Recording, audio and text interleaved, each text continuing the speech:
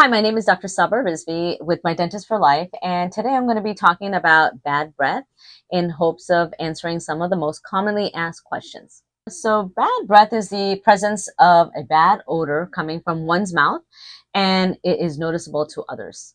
Clinically, it's defined, it's just a consistent, persistent bad breath, and clinically, it's also called halitosis.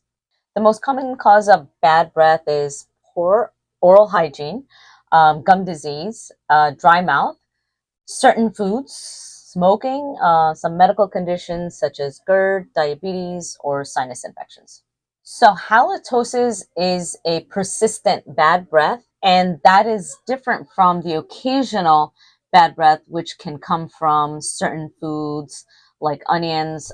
It could also be morning breath when your mouth is dry and the pH drops, you can have bad breath, or you just didn't brush that day. That can cause temporary bad breath. Absolutely. Cavities can cause bad breath because a cavity is a bacterial infection that's eating away at the tooth, and that can cause bad breath.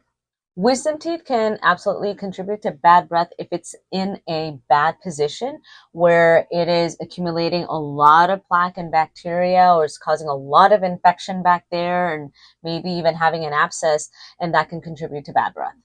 Yes, it is normal to have bad breath after a tooth extraction because the area is still healing and everything may be inflamed. So we might be accumulating a lot of bacteria afterwards, and it's harder to clean back there. So temporarily, you may have some bad breath. So some of the signs that you might think you have a bad breath is if your gums bleed when you brush and floss, if you've noticed that your gums are puffy and swollen.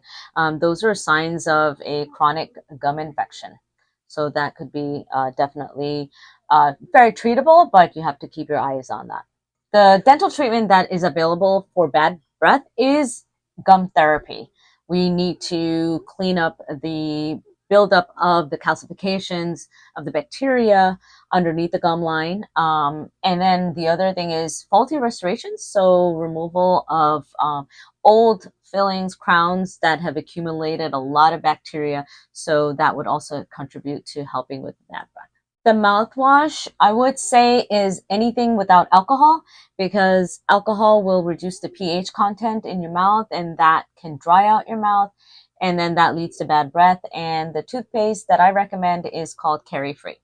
Some home remedies is I love rinsing with warm salty water and also baking soda and peroxide. If you mix it together and form a paste, you can use that as your toothpaste.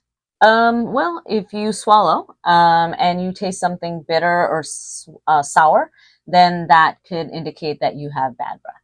Yes, you can get rid of bad breath permanently. Number one thing I would say that make sure you're hydrated. Make sure that you're drinking plenty of water to keep that pH in your mouth up. Proper home care, brushing twice a day, flossing once a day, even using a water pick really helps. Then regular visits to the dentist for your checkups, x-rays, cleanings, and then the last thing is a healthy diet. Today, I hope that I was able to answer some of the most commonly asked questions about bad breath. But if you have any additional questions or ready to take action, please give us a call at 954-578-6869. We are here to help.